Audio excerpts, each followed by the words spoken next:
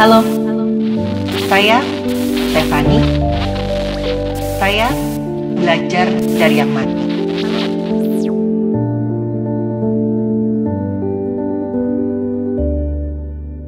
Halo teman-teman, balik lagi di Frekuensi Stefani.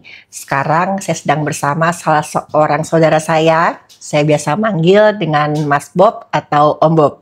Apa kabar Om Bob? Baik, Step. Nah, Om Bob ini punya pengalaman yang ngeri-ngeri sedap, di mana Om Bob pernah ngalami satu kejadian yang membuat orang-orang ngira Om Bob ini disantet.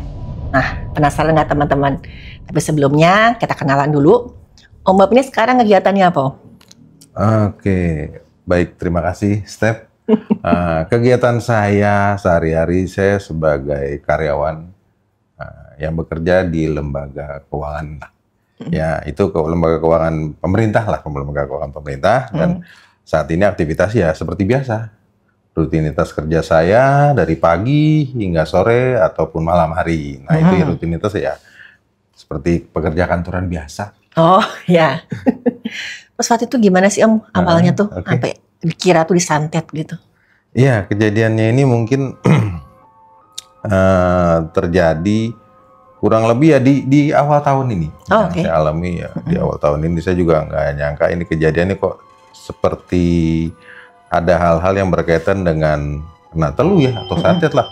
Itu yang saya alami. Tapi itu pun ada hubungannya dengan sesuatu hal yang saya jalani aktivitas dan kegiatan saya yang berhubungan dengan mencari rezeki lah ya. Oh ya. Nambah-nambah rezeki lah. Ya. Ya, itu kejadiannya di awal tahun kurang lebih ya, di awal tahun ini saya alami, tetapi itu terjadi di luar dari konteks yang selama ini saya kerjakan ya. Oke lah, saya kerja kantoran, tapi kan saya juga mencari penghasilan atau mencari tambahan tuh dari kegiatan aktivitas lain yang mungkin buat saya ya buat nambah-nambah dapur lah. Oh ya. Ya menambah-nambah dapur, buat senang-senang, buat keluarga lah intinya itu. Saya mencoba menjadi perantara lah. Perantara transaksi pembelian suatu lahan yang digunakan untuk fasilitas umum. Oh, Nah, itu kejadiannya. Termasuk berarti yang besar juga ya keuntungannya. Iya. Ya, transaksinya cukup besar ya, dan itu buat saya juga, wah kalau seandainya saya dapat nih, lumayan nih Step nih. Ya buat nambah, seperti yang tadi saya bilang, buat nambah rezeki lah. Demi keluarga lah. Gitu. Ya, nah itu transaksi itu ternyata tidak hanya saya aja sebagai perantara atau calo ya, bahasanya calo. Ya namanya calo ya. Tadinya saya pikir saya hanya tidak banyak lah yang menjadi perantara atau calo di transaksi itu. Ternyata banyak jadi juga. Saingannya banyak. Perantaranya. Oh, perantaranya. Ya, harapan semua perantara kan dapat fee lah ya. Kan lumayan transaksi yang apalagi pembebasan lahan itu digunakan buat kepentingan umum ya. Intinya kan gitu. Nah, itu ada hal-hal yang menurut saya tadinya saya berpikir ya biasa lah ya. Saya nggak ada mikir macam-macam kok. Iya, saya bantu sesuatu hal yang sifatnya memang baik buat saya. Sesuatu hal yang sifatnya membuat nambah rezeki, kenapa saya berpikir macam-macam, tetapi ya, toh niatnya kan baik kan buat keluarga. Iya, saya juga ngeliatnya gitu, Step. Terus tiba-tiba, bukan tiba-tiba ya, maksud saya gini, di badan saya nih kok saya ngerasa kok semakin hari badan saya kok merasa tidak nyaman gitu. Saya merasa sehat, merasa sehat, nggak ada masalah lah. Terus tiba-tiba kok saya ngerasa nih kok ada sesuatu hal yang mengganggu gitu loh di badan saya. Yang dirasa awalnya apa tuh yang mengganggunya tuh kayak gimana? Saya sering pusing. Tapi badan saya sehat. Aktivitas kerja saya rutin dari pagi sampai sore, walaupun kadang-kala juga nggak sampai larut malam ya. Itu nggak ada masalah. Cuman kok saya ngeliat saya merasa pusing. Terus dalam beberapa waktu saya mengalami muntah-muntah. Muntah-muntah. Terus yang lebih parahnya lagi, saya mengalami ada keluar darah dari hidung saya. Lahan yang saya perantarakan atau saya caloin ya, itu ternyata saya dapat informasi, ya lahan itu ternyata angker. Angker? Angker lah menurut versi orang warga situ ya. Angker gimana? angkernya ya sering terjadi adanya penampakan. Oh iya. Ya menurut versi warga situ ya, yang saya dengar, terus sering ada gangguan-gangguan, misalnya ada yang lewat di area situ, mereka merasa seperti ada yang mengikuti gitu. Terus seperti ada dulu, kalau saya sih zaman saya kecil tuh sering kayak ada yang melempar kayak pasir gitu loh. Oke. Nah itu ternyata cerita-cerita yang saya dapat itu jadi semakin banyak. Oke. Bentuk penampakannya tuh yang menurut saya ini saya cerita juga agak merinding nih, Steph. Sering terdengar seperti orang nyapu. Oke. Sapu lidi. Oh iya. Nah, kan suka bunyinya serak. Dan versi cerita itu, warga pernah melihat, ternyata itu bukan suara sapu. Tapi? Suara rambut dari perempuan yang ada di lahan itu. Jadi wanita atau perempuan yang warga melihat itu dia jalan, tapi itu suara rambutnya keseret di tanah.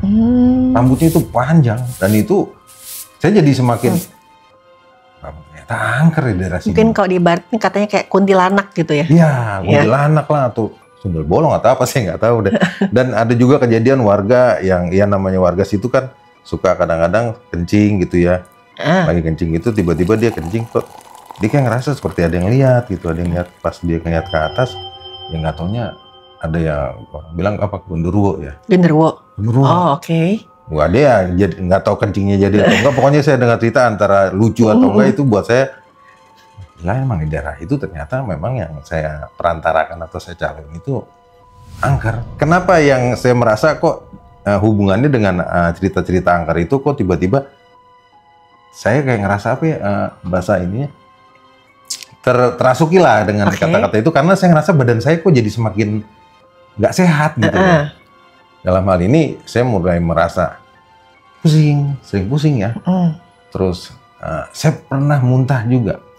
Muntahnya itu bukan muntah makanan gitu loh, tapi muntah-muntah yang muntah air.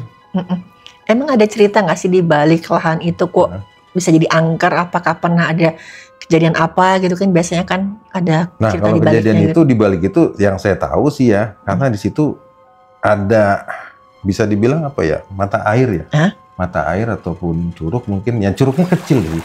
Curug atau mata air itu yang di sekitar lahan itu yang mestinya kata warga jangan dirubah atau jangan dikutak-atik. Tapi namanya fasilitas umum ya. Buat fasilitas umum kan otomatis itu akan kena dampaknya. Nah, itu mungkin sumbernya itu dari situ. Jadi penampakan-penampakan yang saya dengar itu ya jadi satu lah dari asalnya itu sebenarnya dari area di situ juga ada curugnya itu, dan juga kayak semacam ada danau kecil lah, karena curug itu kan jadi kayak lahan, jadi danau kecil gitu. Dan memang saya ngelihat di situ airnya ya jernih, bening banget gitu ya. Wah, bening banget, sejuk lah. Iya, pengen berenang lah bawaannya, pengen ke situ lah. Nah, itu yang saya ngelihatnya juga ya mungkin jadi ceritanya dari situ. Dan juga memang lahannya bagus, tapi mau dipakai fasilitas umum, ya cerita mungkin nanti warga juga menghindari jangan sampai lahan itu diambil, mungkin ada cerita-cerita itu. Cuman saya jadi karena dampaknya juga dengan cerita itu, apalagi yang saya dengar juga di situ tempatnya sering ada ya semacam sajen, Steph. Sajennya ya standar sih, sajennya saya suka ngeliat gitu, ada kembang gitu. Terus ada rokok ya, ada rokok, terus ada ya apalah di situ, entah tuh ada makanan-makanan kayak buat ininya. Nah, dan ditaruhnya itu di pinggiran ininya, pinggiran mata airnya itu. Ya saya ngeliat ya, buat saya itu mungkin ya dari budaya situ lah. Saya anggap bukan sesuatu hal yang mengganggu gitu loh. Waktu Om Bob kesana, ada ngerasa kayak aneh nggak ngeliat-ngeliat seperti itu? Atau mungkin jangan-jangan ngeliat penampakan apa gitu nggak? Selama saya kesana beberapa kali ya, saya sih melihat tidak, tapi saya merasakan ya gimana sih, Steph, kalau seandainya kita datang ke situ tuh merinding gitu loh. Dan ya datang ke situ kan saya juga nggak sendiri gitu ya, sama teman, sama orang-orang yang ada kepentingan untuk terkait lahan tersebut gitu loh. Saya ngeliatnya, udahlah, itu memang jadi cerita yang berkembang, dan saya jujur saya jadi terpengaruh. terpengaruh untuk kondisi kayak gitu, Step. Nah, yang membuat saya jadi semakin apa ya, ada di pikiran saya tuh tidak nyaman, nggak enak banget nih di badan. Badan saya tuh ngerasa jadi semakin drop. Semenjak saya apa ya, mencari tambahan lah untuk menjadi perantara di suatu lahan itu. Beberapa kali survei ke sana kok rasanya nggak enak gitu. Betul. Nah, di kantor juga saya juga pekerjaan baik-baik saja gitu loh, nggak ada masalah. Cuman yang saya rasain itu badan saya jadi gampang pusing. Pusing terus apa ya? Beberapa kali saya muntahnya itu saya pikir bukan muntah yang makanan, tapi muntah air. Muntah air, benar-benar air yang saya alamin gitu. Nah, yang lebih buat saya tuh jadi semakin nggak nyaman. Saya kok jadi apa sih? Yang mimisan ya, keluar air. Sering mimisan? Iya, beberapa kali itu saya sering mimisan. Nah itu, ya saya dengar, saya lagi di kantor saya nggak ada masalah. Terus saya mencari tambahan yang maksudnya baik buat saya untuk ngurusin jadi perantara. Kok ada hal ini kan kita nyambungin tuh Step, benar. Ya, saya kan jadi nyambungin nih kondisi itu. Ini apaan sih? Kayak gini nih saya mikir, ini kondisi-kondisi yang buat saya ini ganggu banget gitu loh. Dan yang cukup apa ya, saya ngerasa jadi cukup tidak nyaman. Kondisi keluar darah dari hidung saya tuh pada saat saya di kantor. Lagi diskusi dengan teman. Ya sekarang misalnya kan kalau diskusi biasanya kan di ruang meja gitu. Tiba-tiba netes. Ya teman-teman. Netes ngalir gitu? Ngalir, darah gitu. Ini saya pikir sampai teman, loh, Om kenapa Om? Dia bilang, nggak tahu nih darah gitu. Ya udah saya ke kamar mandi, saya bersihin pakai tisu. Darahnya sampai saya sisihin juga, terus nggak ada apa-apa gitu. Dan itu intensitasnya semakin sering. Yang lebih saya ngerasa nggak nyamannya itu kurang lebih 1 bulan, Step. 1 bulan? 1 bulan saya tidak bisa tidur nyenyak. Nggak bisa tidur nyenyak. Tidur itu biasa lah, normal dari jam, misalnya dari jam 9 atau jam 10. Itu jam 1, jam 2 saya pasti bangun. Dengan kondisi itu hidung saya tuh darah. Ya sampai istri saya juga kaget gitu nih. Apa sih ini? Kejadian apa sih ini? Saya pasti keluar dari kamar, saya duduk di meja makan atau di ruang tamu, saya bengong gitu. Ini mungkin nggak sih? Saya tuh disantet ya, gitu. Sampai saya sempat punya pikiran kayak gitu. Ini saya disantet atau ditelu ya? Terus siapa yang nelu saya gitu? Ini siapa yang nelu saya? Saya nggak punya musuh, saya nggak pernah jahatin orang kok. Saya dikerjain seperti ini gitu. Terus saya coba mikir gitu lama tuh, hampir setiap malam tuh saya nggak bisa tidur. Ya mulai kepikiran saya dikerjain orang itu setelah 2 minggu ya, 2 minggu. Intensitasnya tuh hampir setiap hari. Hidung saya tuh ngeluarin darah. Entah tuh, saya kan kemana-mana naik motor gitu. Kadang-kadang di motor pun tiba-tiba keluar darah. Saya berhentilah pasti, saya ngelap gitu. Sampai pernah ada orang lihat, dia sempat nanya, Bapak nggak apa-apa? Dia bilang, oh nggak apa-apa. Itu kenapa Pak, darahnya kok banyak gitu? Ya nggak tahu nih. Ya udah, hati-hati Pak. Ya udah, saya biasa pulang. Nah, yang membuat saya jadi mikir nih, wah iya nih, saya dikerjain nih. Cuma dikerjainnya kondisi apa? Kan pasti ada hubungannya dengan ya ada sesuatu yang saya buat salah nih. Biasa kan gitu. Atau sesuatu hal yang buat saya salah, ada sesuatu hal yang membuat orang lain nggak suka sama saya, ada sesuatu hal yang membuat orang ya sebel, sakit hati atau apa gitu. Cuman sakit hati apa gitu loh. Saya nggak punya musuh, di kantor juga saya baik-baik aja gitu kan. Terus saya mikir, apa iya ya yang saya jadi perantara itu? Ya. Apalagi sebelumnya katanya kan berhubungan dengan si lahan tadi itu yang katanya angker dan banyak penunggunya. Iya, apa iya ya? Terus ya lahannya itu padahal saya mikir saya perantara itu jauh dari tempat saya kerja.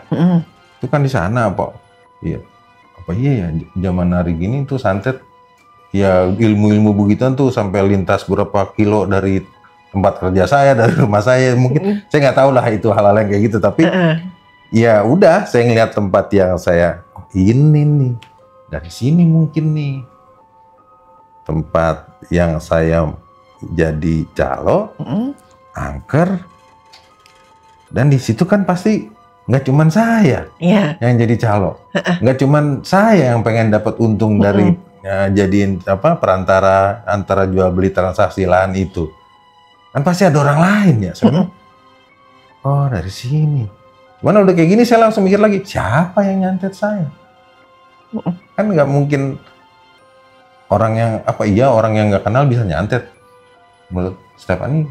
Wah itu bukan keahlian saya itu Om. Itu keahlian yang lain. Iya, makanya saya mikir, wah udahlah. Terus sampai istri saya akhirnya bilang, coba diperiksa deh, dokter. Ya pasti mikirnya medis dulu lah, iya, gitu kan. Medis dulu tadinya, tapi karena ya saya baik-baik aja, terus tiba-tiba saya menjadi perantara sesuatu hal yang transaksi akan dijadikan transaksi, terus saya sakit. Sakitnya ini menurut saya nggak wajar. Saya pusing lah, muntah-muntah lah, keluar darah lah dari hidung. Ya pasti kan, ya saya mikirnya juga udah. Apalagi saya sering banget, mendengar cerita-cerita hal-hal kayak gini, teman buat saya hanya sekedar cerita gitu loh.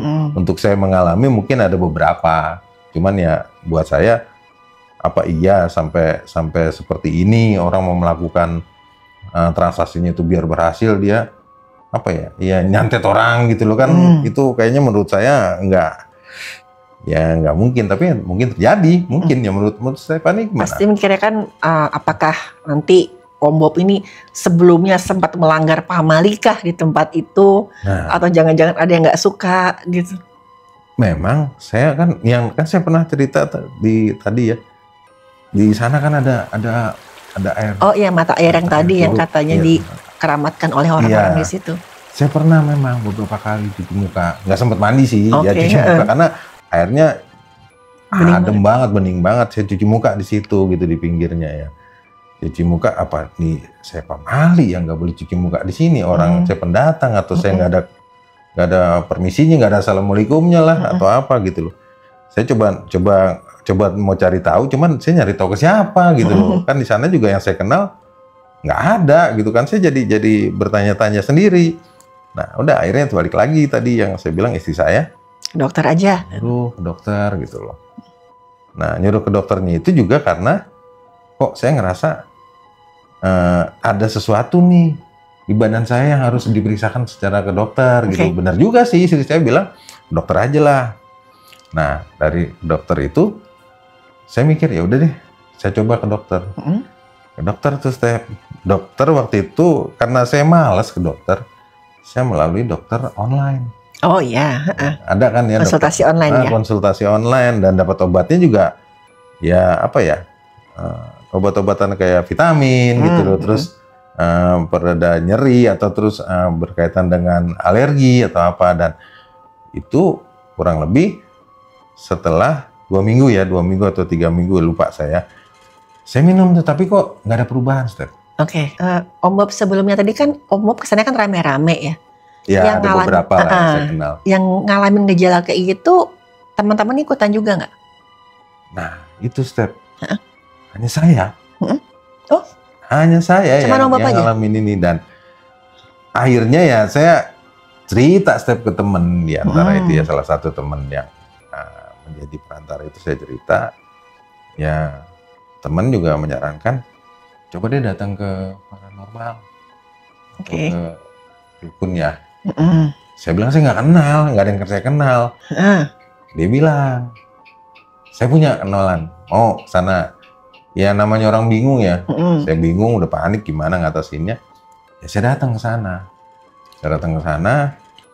Itu datang ke sananya juga nggak langsung ya. Berapa hari kemudian saya ketemuan, janjian, akhirnya saya datengin di suatu tempat di kota itu juga, di kota tersebut ya. Saya datengin, ya dukunnya atau paranormalnya itu bilang, Saya benar disantet. Bapak disantet gitu? Iya. Oke. Cuman disantetnya dia bilang, loh,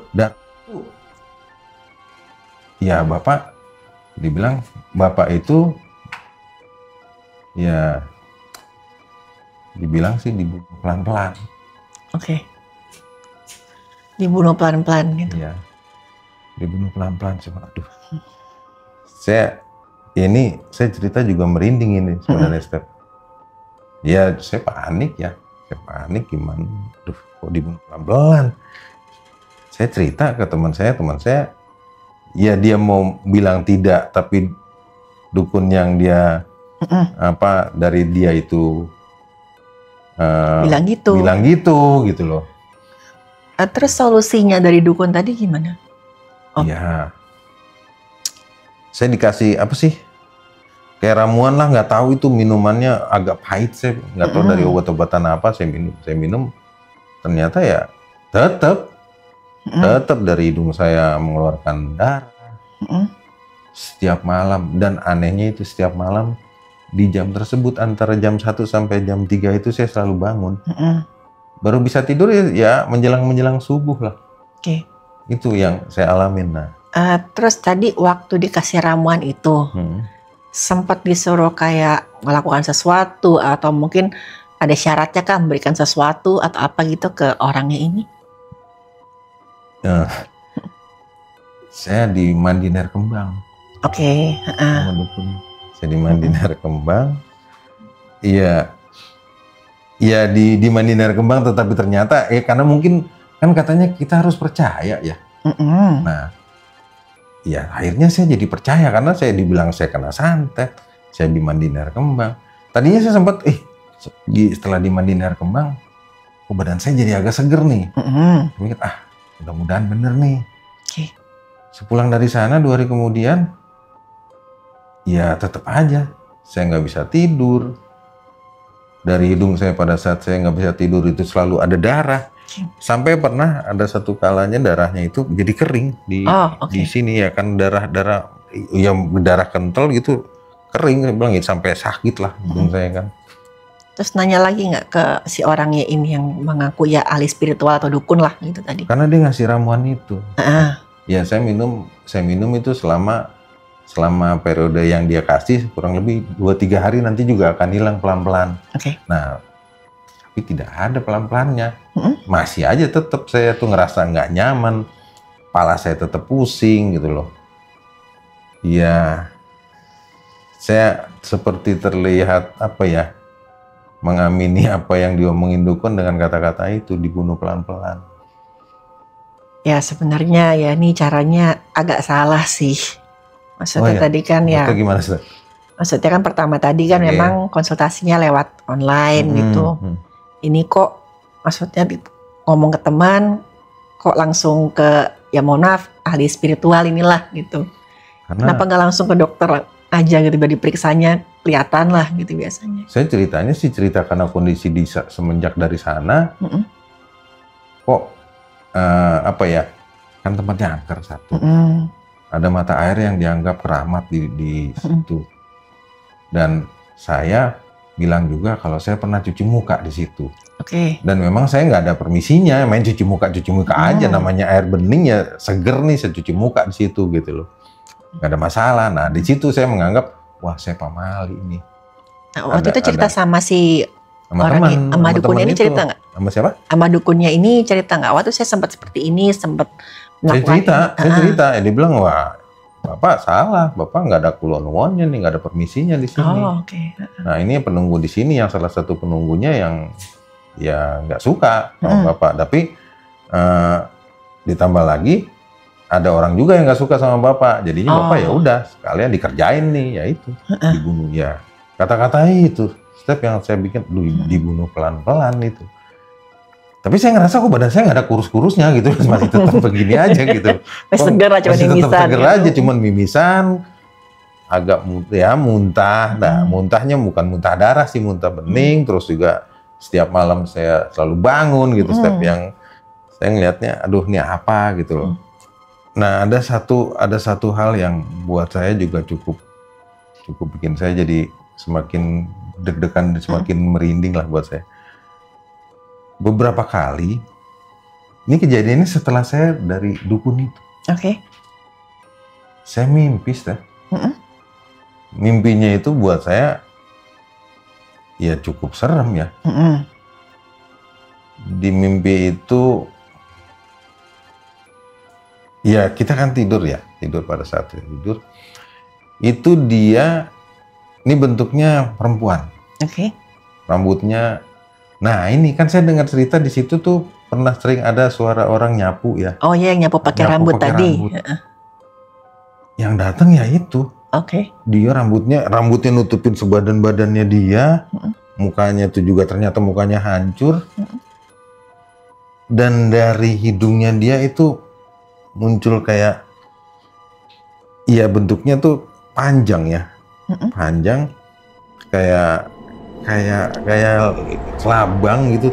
Oke. Dan itu saya kaget, saya sampai teriak, itu masuk ke hidung saya. Oke. Masuk ke hidung saya. Dan itu pastinya cuma sekali. Oke. Ya udah saya jadi mikir, waduh, nih dukun ini bener nih. Dukun ini bener nih.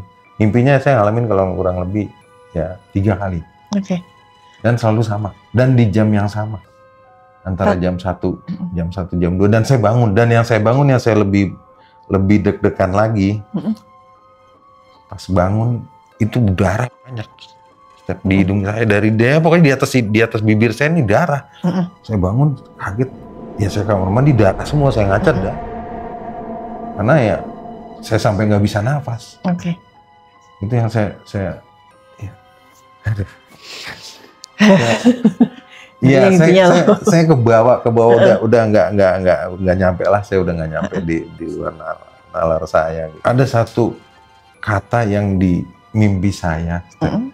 Yang penampakan yang apa? Makhluk rambut panjang tadi. Iya, untuk anak itu yang dia pada saat saya terkaget dan bangun itu dia ada satu kata, satu kalimat yang buat saya tuh bikin saya jadi ya udahlah, antara pasrah, takut, panik, deg-degan, parno udah jadi satu. Dia ngeluarin kata-kata modal. Artinya mati gitu. Mati. Oke. Itu yang ya 3 kali saya dimimpikan itu dia berkata itu terakhir, dan saya selalu terbangun kaget dan hidung saya masih udah darah, antara darah kering, darah yang udah nempel, dan saya ngaca ke kamar mandi pun saya juga merinding. Nah, saya kan akhirnya setelah dari mimpi itu saya kan terbangun itu. Setiap terbangun kan darah banyak ya di hidung saya, di bawah hidung bibir saya ini. Kok saya ngerasa seperti ada yang bergerak gitu loh di hidung saya nih. Oke. Yang sebelah kanan gitu kok. Wah, ini kok seperti ada sesuatu ya, binatang entah apa itu saya nggak tahu deh. Ya akhirnya saya udah bingung, panik. Istri saya sih yang menguatkan. Istri saya yang selalu bilang, Mas, coba kita pasrahkan pada Tuhan, pada Allah, kita berdoa. Jadi yang akhirnya ya saya melakukan, saya kembalikan lagi sesuai dengan ya yang tadi saya sebutkan ya, istri saya menguatkan saya tahajud. Mohon petunjuk lah, mohon bimbingan ya, karena ya cuman itu yang bisa saya lakukan gitu loh, karena saya disantet orang, berobat ke dokter juga tetap seperti itu kondisinya gitu loh. Berobat alternatif juga malah diperjelas, ya, didatengin si ini. Ya didatengin yang nyapu itulah, seperti nyapu rambutnya, nyapu itu serem banget itu. Buat ya saya takut hal-hal yang memang di luar nalar saya juga terjadi gitu ya. Yang lebih saya tidak nyamannya pada saat saya melakukan aktivitas tuh pas lagi hari libur. Saya ingat banget lagi hari libur saya melakukan aktivitas itu kok semakin bergerak gitu loh. Nah, istri saya juga saya bilang, ya udah diperiksain deh ke dokter gitu loh. ya nanti saya nyelesain ini dulu nih. Ada saya waktu itu lagi nebangin pohon atau apa. Iya nebangin pohon ya, ada pohon yang kayaknya daunnya tuh rimbun banget, saya tebangin lah. Nah, udah, terus nggak lama saya mengerjakan itu, istri saya sama anak saya pergi. Nggak tahu tuh kemana, belanja ke mall atau ke mana jajan lah, saya nggak tahu. Nah, kan badan saya panas tuh, badan saya panas. Terus kok saya merasa yang di hidung saya nih gerakannya semakin aktif gitu loh. Terus saya curiga nih, ini jangan-jangan ada sesuatu ya di hidung saya gitu. Saya ngaca saya ngaca, saya kamar, saya kaca. Lama tuh saya diri tuh di kaca gitu. Saya udah mikir udah pasrah, udah terserah mau ada apaan lah yang keluar tuh di kaca. Apa saya juga mikir udah mulai campur aduk tuh. Jangan-jangan ntar di kaca muncul orang muka apa gitu. Makhluk yang rambut panjang itu atau apa. Saya tungguin di hidung saya nih. Keluar itu kayak apa sih? Kayak sungut gitu loh. Keluar dari hidung. Astagfirullahaladzim, saya langsung panik di situ, kayak sungut gitu keluar. Apa ya? Kayak racun nggak tahu kan udah ada sungutnya tuh. Oh iya. Kan ada kan dia apa sih ya, sungut dua gitu. Saya coba tarik nggak bisa. Ya udah saya teriak-teriak di situ tuh. Saya teriak-teriak sendiri, istri saya kan nggak ada, mana saya teriak-teriak sering panik. Udah panik lah itu pasti. Saya telepon nggak diangkat. Di jalan atau gimana kan. Ya udah akhirnya saya WA, saya chat ke dia, saya bilang saya ke dokter, sepertinya ada binatang nih di hidung saya gitu. Saya ke dokter lah. Nah kondisinya waktu itu lagi hari libur. Ke IGD kan, saya kedatengin ke IGD. Ternyata di sana pun dokternya menyarankan saya harus ke dokter spesialis. Dokter spesialis, ya udah. Saya di salah satu rumah sakit ke IGD, nggak bisa diapa-apain, saya pulang dong.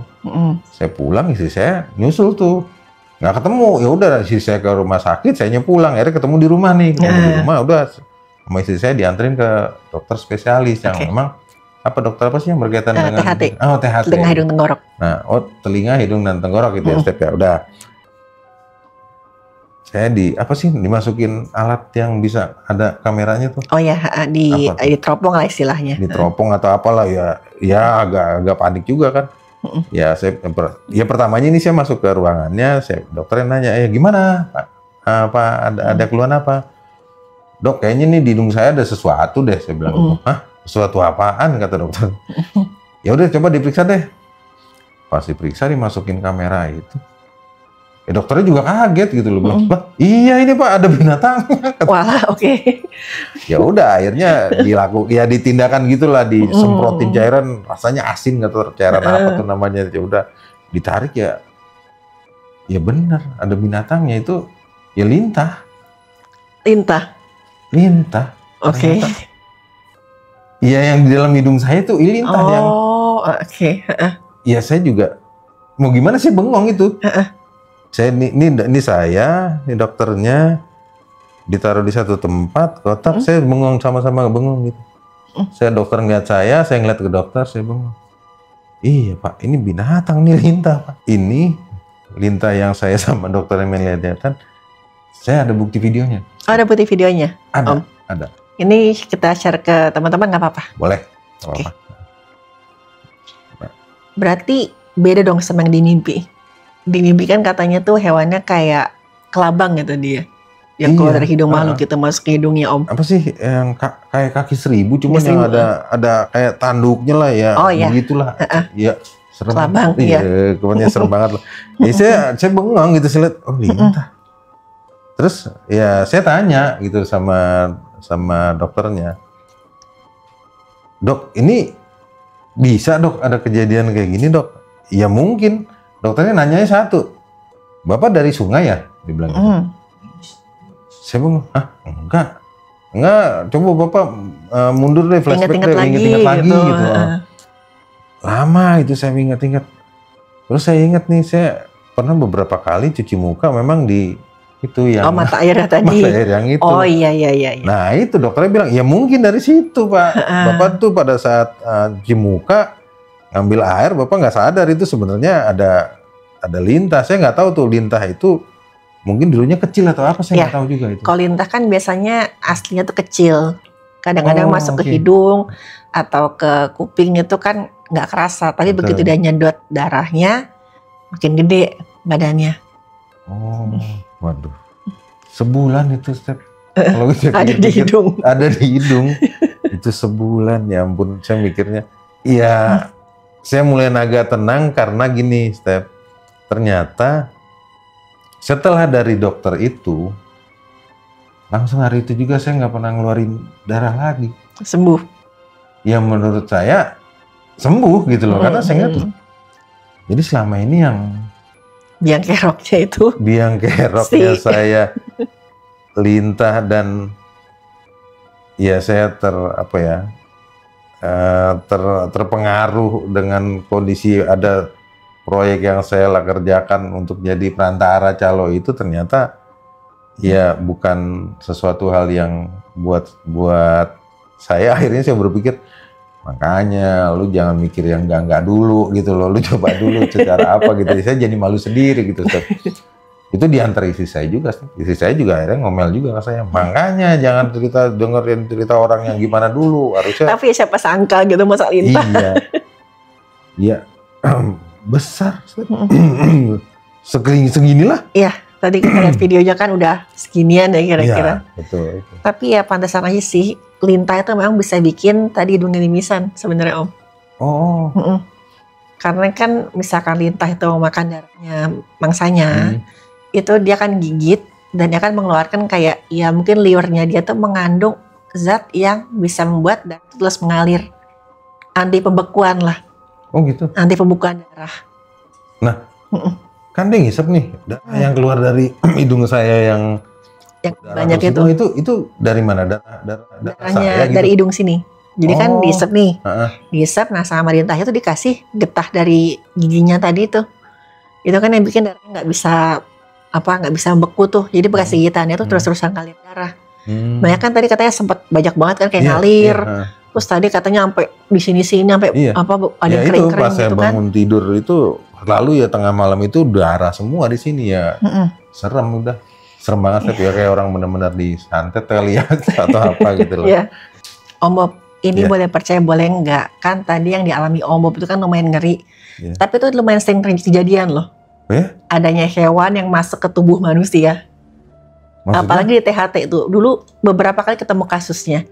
Kayak misalkan ada serangga kecil di telinga, kadang tuh kayak lalat. Terus kecoa juga bisa masuk. Kecoa ketelan gitu? Ya kadang masuk ke hidung, ke kuping. Oh ya?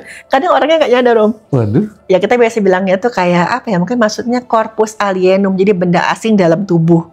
Nah biasanya itu keluhannya orang datang, ini kok telinga saya berdenging ya, ada rasa sakit, terus kayak ada gerakan-gerakan, ada yang kayak garuk-garuk isi dalam telinga saya. Nah kadang-kadang orang mikirnya, ini jangan-jangan saya disantet kah atau diapakan, kok bisa ada serangga. Nah itu bisa aja misalkan dia sedang tidur atau lagi nggak nyadar, terus serangga itu masuk ke sini. Nah terus juga kadang-kadang nih yang orang suka ngiranya benar-benar disantet itu kalau ketemu belatung. Belatung ya ada. Jadi emang ada lalat tertentu yang kalau misalkan dia menggigit itu dia langsung menanamkan si larva atau belatungnya itu di kulit. Terus nanti dia? Nah itu nanti biasanya tuh misalkan kita mau mengeluarkan itu di bagian luka bekas gigitan itu kan khas banget tuh. Enggak, kalau belatung bukannya ini ya? Step apa? Dia dari binatang yang apa sih yang busuk gitu? Oh ya, tapi memang ada jenis lalat tertentu tuh namanya botfly. Dia tuh langsung dia tanamnya nanti begitu sih. Botfly maksudnya jenis lalat ya. Waduh. Itu dia akan nyari. Pasti kan belatung itu sebenarnya tuh nggak akan ngutak-ngatik jaringan yang masih hidup karena panas dia nggak suka.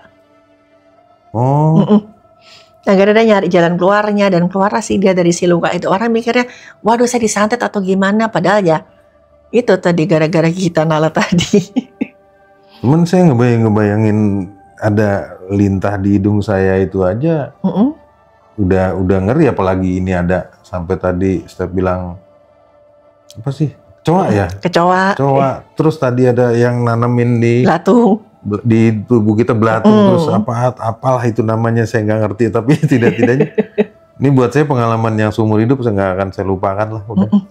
Terus misalkan lintah itu juga lumayan sering, misalkan orang habis, misalkan ya dia berenang di sungai, makanya kan dokternya kan nanya. Iya benar, dokternya bilang ke sungai dari sungai ya, dia bilang itu, dia bilang enggak, ternyata ya sepele, saya cuma cuci muka, ternyata air yang saya ambil itu ke muka saya malah masuk sesuatu. Lintah yang kecil tadi. Nah, kecil itu pasti dia kecil kali ya. Oh, kecil banget biasanya. Ada nggak sadar. Yang namanya lintah itu pernah ada kasus ekstrimnya masuk di alat kelamin. Maksudnya? Masuk di alat kelamin ada seorang perempuan. Jadi waktu itu memang dia lagi berendam di sungai, nggak pakai pakaian bawah, tanpa sadar masuk. Dia mengalami perdarahan juga sama kayak Om Bob tadi, cuma dia kira ini haid berkepanjangan kah atau gimana. Nah akhirnya pas diperiksa, ya memang ada lintah itu tadi. Ya ampun.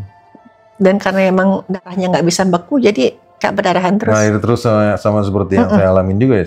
Ya, jadi walaupun ngeri memang ya cukup sering kejadian. Oke. Dan pernah juga ada kasus yang langka, itu ikan loh, masuk ke dalam saluran kencing. Ikan ukuran kecil. Okay. Jadi orang ini memang lagi buang air besar di sungai. Nah si ikan ini tuh masuknya gara-gara ketarik aliran air. Itu bisa? Bisa, masuk ke dalam. Terus mungkin ikannya bingung atau gimana dan naik-naik sampai ke saluran intinya, saluran kencingnya. Hidup? Hidup. Astaga. Ya memang sih ya, fenomena kayak gini kan agak-agak ngeri atau bilang-bilang kontroversial lah, kasus unik. Tapi beberapa kasus itu sudah dicatat di jurnal kedokteran. Adanya hewan-hewan aneh ini. Kalau dicatat di jurnal kedokteran itu memang ada fakta. Ada penjelasan medisnya. Oh ada penjelasan medisnya. Nah kayak tadi tuh si ikan nanti kan harus dioperasi ya untuk bisa keluar. Tapi berhubungan dengan lintah tadi ya. Kan saya sebagai dokter forensik itu saya pernah tahu ada kasus di mana lintah itu membantu memecahkan satu kasus loh. Kasus apa? Kasus kriminal? Kasus kriminal. Kriminal? Iya. Berkat lintah itu jadi ada barang buktinya. Gimana tuh kejadiannya? Jadi pernah ada ya seorang laki-laki itu dia melakukan perampokan lah kepada seorang perempuan. Nah waktu lagi dirampok itu tiba-tiba tuh digigit lintah tanpa dia sadarin. Waktu dia nyandera, dia ngambil-ngambil barang-barangnya. Si perampoknya? Okay. Nah terus mungkin lintahnya udah kenyang, lintahnya lepas di TKP. Terus si perempuannya ini dia ngadu ke pihak yang berwenang. Ya udah panik, ditanyain ciri-cirinya seperti ini. Nah begitu dicari, orang yang mirip tuh si pelakunya ini. Tapi pelakunya sosok ya pura-pura nggak tahu. Saya nggak ada di situ kok, saya ada di tempat lain.